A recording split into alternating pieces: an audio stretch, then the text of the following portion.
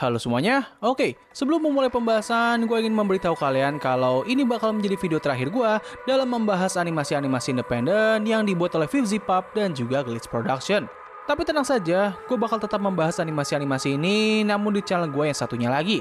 Alasannya sendiri adalah gue ingin memindahkan beberapa konten gue yang berhubungan dengan kartun barat dan juga animasi-animasi independen ke dalam channel baru ini. Jadi ya, buat kalian yang rindu dengan pembahasan lama gua, kalian bisa mampir saja ke channel ini ya. Jadi mungkin cukup basa-basinya, sekarang kita langsung masuk aja ke pembahasan utama. Oke, jadi beberapa hari yang lalu, channel Glitch Production baru saja merilis episode pilot dari project animasi terbaru mereka yang berjudul Gaslight District. Sama seperti karya-karya yang sering mereka buat, animasi terbaru mereka ini memiliki premis cerita yang cukup menarik, namun memiliki cara penyampaian yang agak rumit dan cukup sulit untuk dipahami. Nah, maka dari itu, di sini gue akan menjelaskan apa maksud dari animasi terbaru ini. Nah, jadi, Gaslight District sendiri merupakan serial animasi terbaru buatan Glitch Production yang dibuat oleh seorang animator asal Kanada yang bernama Nick Zubko. Gak begitu banyak informasi yang bisa gue dapatkan soal beliau ini, selain ia memiliki channel YouTube dan juga website pribadi yang bernama Part-Time Single. Dari kedua forum ini, kita bisa melihat kalau beliau ini telah membuat berbagai macam animasi dengan salah satu diantaranya yang menjadi wajah dari website pribadinya, yaitu Walkman the Robot. Gak begitu pasti bagaimana ia bisa bekerja sama dengan Glitch Production, tapi yang jelas dari hasil kerjasama ini, ia akhirnya bisa membuat sebuah pilot dari proyek animasi panjangnya yang berjudul Gaslight District. Proyek animasi ini pertama kali muncul ke publik dalam bentuk sebuah teaser yang diupload oleh Nick itu sendiri di channel YouTube pribadinya pada tanggal 30 November tahun 2022. Setelah melewati proses pengerjaan yang cukup panjang dan berbagai pengumuman, pilot dari animasi ini pun akhirnya rilis pada tanggal 18 April tahun 2025 di channel YouTube Glitch Production. Nah, jadi begitulah background singkat mengenai animasi Gaslight District. Sekarang kita masuk ke pembahasan berikutnya. Animasi ini menceritakan tentang apa sih? Nah, Gaslight District sendiri bakal menceritakan dunia pasca kiamat atau post-apokaliptik, di mana latar waktu dari animasi ini adalah ribuan tahun setelah bencana besar itu terjadi. Latar tempat dari animasi ini adalah sebuah pulau atau kota apung di tengah laut yang bernama Gaslight District, di mana para manusia yang tinggal di tempat itu telah kehilangan esensi kemanusiaan mereka dan telah berubah menjadi sekelompok mayat hidup atau zombie yang abadi yang bernama Rotling. Para zombie di animasi ini tidak bisa mati, bahkan apabila tubuh mereka hancur. Ketika para zombie akan memasuki tahap kematian, mereka akan bangkit kembali lewat proses self-healing atau regenerasi.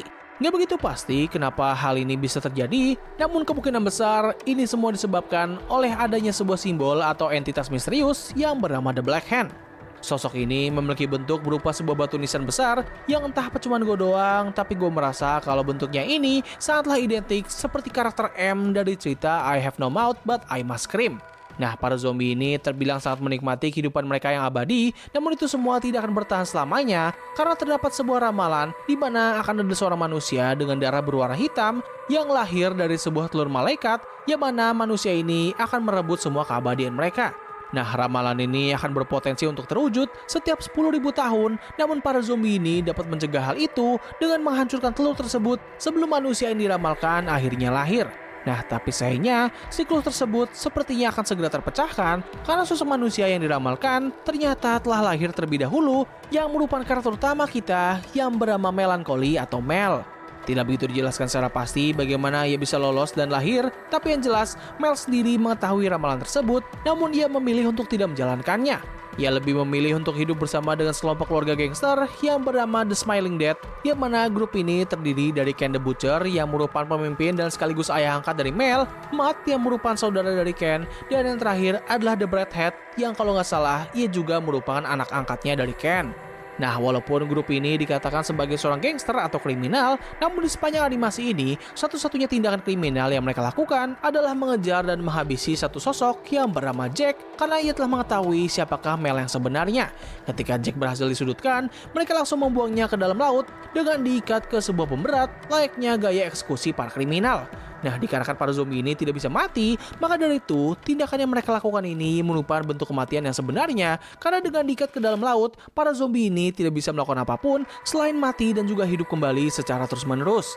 Nah, perlu diketahui juga bahwa satu-satunya orang yang mengetahui sosok Mel yang sebenarnya adalah Ken itu sendiri. Ia sangat menjaga ketat rahasia tersebut, bahkan Matt dan juga Breadhead tidak mengetahui hal ini. Apabila ada orang yang mengetahui fakta tersebut, maka Ken akan membuat orang itu bernasib sama seperti Jack. Nah, setelah melakukan eksekusi terhadap Jack, mereka semuanya pun kembali ke markas mereka, yaitu sebuah bar yang bernama The Whale Belly Butcher Ship. Nah, di sana Mel menunjukkan kepada Ken mengenai rencana barunya agar mereka tidak perlu lagi takut untuk menjaga rahasianya Mel dan juga menghabisi orang-orang yang mengetahui rahasia tersebut.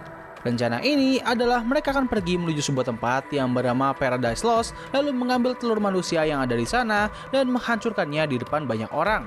Dengan cara ini, para zombie tidak perlu lagi khawatir mengenai keberadaan sosok manusia yang diramalkan selama 10.000 tahun ke depan. Nah, sayangnya kita nggak mendapatkan penjelasan lengkap mengenai tempat tersebut, tapi yang bisa kita ketahui adalah Paradise Lost merupakan sarang utama dari para Angels. Angels sendiri merupakan sekelompok burung berbentuk humanoid yang memenuhi berbagai sudut di Gaslight District, di mana mereka berperilaku layaknya seekor burung, hanya bertengger dan melihat situasi di sana tanpa melakukan intervensi. Nah, dari para Angels ini terdapat satu sosok yang bernama Angel Mother, yaitu seekor angel dengan ukuran yang sangat besar dan terlihat sangat tua, di mana ia memiliki peran untuk menghasilkan telur manusia yang telah diramalkan. Setelah menjelaskan rencana tersebut, mereka pun mulai menjalankan rencananya, di mana awalnya semuanya terlihat berjalan lancar, namun itu semua mulai berubah sejak Ken memutuskan untuk berpisah jalur dengan Mel.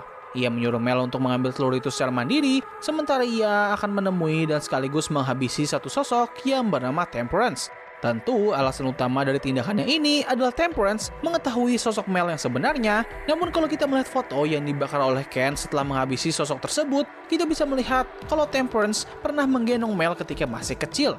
Dari sini, kita bisa berasumsi kalau Temperance sepertinya merupakan sosok yang telah membuat Mel lahir tanpa adanya intervensi agar ramalan itu bisa terwujud sepenuhnya. Mau yang manapun alasannya, tapi yang jelas Ken menghabisi orang itu lalu memakan otaknya agar ia tidak bangkit kembali.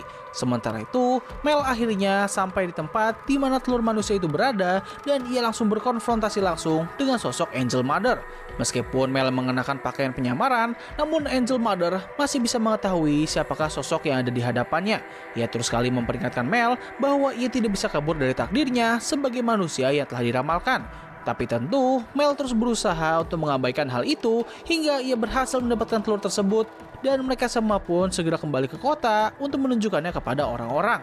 Oh ya, gue lupa menyebutkan kalau ada satu orang karakter yang bernama Diligence, yang mana beliau ini disuarakan oleh the one and only Michael Kovac, aka orang yang selalu ada di hampir semua animasi independen yang populer. Nah, sayangnya pada animasi ini ia hanya berperan sebagai seorang antagonis kecil saja dan memiliki nasib yang terbilang masih tanda tanya. Nah, ketika mereka akan menghancurkan telur itu, sayangnya telur tersebut keburu menetas untuk menunjukkan isi yang ada di dalamnya yang ternyata hanyalah merupakan seekor angel saja. Hal ini pun membuat orang-orang di sana menjadi skeptis terhadap Mel dan juga Ken, serta rasa ketakutan mereka terhadap manusia yang diramalkan akan masih ada selama beberapa tahun berikutnya. Nah, jadi begitulah seluruh cerita dari episode pilot dari The Gaslight District. Jujur aja, ketika animasi ini pertama kali ditunjukkan, gue pribadi nggak begitu excited dengan animasi ini. Hal ini dikarenakan gue pribadi mengalami sedikit dilema dengan tampilannya. Di satu sisi, gue melihat kalau visual dan animasinya ini terlihat sangat unik karena memiliki kemiripan dengan animasi-animasi stop motion. Bahkan, gue awalnya sempat mengira kalau animasi ini bakal menggunakan gaya tersebut. Tapi ternyata, mereka justru malah menggunakan animasi yang sama seperti film Spider-Verse. Nah, di sisi lain, gue pribadi kurang begitu tertarik dengan desain karakter yang mereka gunakan. Gue sendiri agak kesulitan dalam menjelaskan kenapa gue memiliki pandangan tersebut, tapi yang jelas, desain karakternya ini terlihat sangat aneh dan gak begitu menarik di mata gue. Tapi untungnya, ketika gue akhirnya menonton animasi ini beberapa kali, gue pun menjadi terbiasa dan menemukan sisi menariknya. Tidak hanya visual dan juga gerakan animasinya saja, tapi desain karakter mereka ini, terutama desain-desain para Rotling atau zombie, itu terlihat seperti dibuat dengan gaya claymation. Terlepas dari tampilan yang dimilikinya, animasi ini memiliki premis yang sangat menarik, bahkan bisa dikatakan yang paling menarik dari semua animasi yang pernah dimiliki oleh The Glitch Production. Cerita yang mereka hadirkan ini seperti sebuah cerita mitologi yang dicampurkan dengan berbagai macam unsur agama, yang mana ini bisa menghasilkan sebuah forum diskusi yang panjang dan juga seru bagi orang-orang yang menikmati hal yang seperti ini. Gue sendiri masih belum mendalami soal lore dari animasi ini, tapi satu hal yang mungkin bisa gue simpulkan adalah konsep mengenai telur manusia dan juga ramalan tersebut itu merupakan bentuk dari perubahan dunia. Hal ini didasari oleh simbolisasi telur yang seringkali dikaitkan dengan sebuah kelahiran atau kehidupan yang baru. Bisa saja dengan kelahiran manusia ini, para zombie akan kembali mendapatkan kemanusiaan mereka dan era kejayaan manusia bisa bangkit kembali, atau bisa saja ketika manusia itu muncul dan ramalan itu akhirnya terlaksanakan, maka para zombie ini akhirnya bisa musnah. Nah, jadi begitulah yang bisa gue bahas pada video kali ini. Tulis pendapat kalian mengenai animasi ini di kolom komentar di bawah. Apakah kalian suka atau tidak? Tulis pendapat kalian. Jadi terima kasih atas waktu yang telah kalian luangkan untuk menonton video gue. Gue undur diri, sampai ketemu lagi di video selanjutnya. Bye!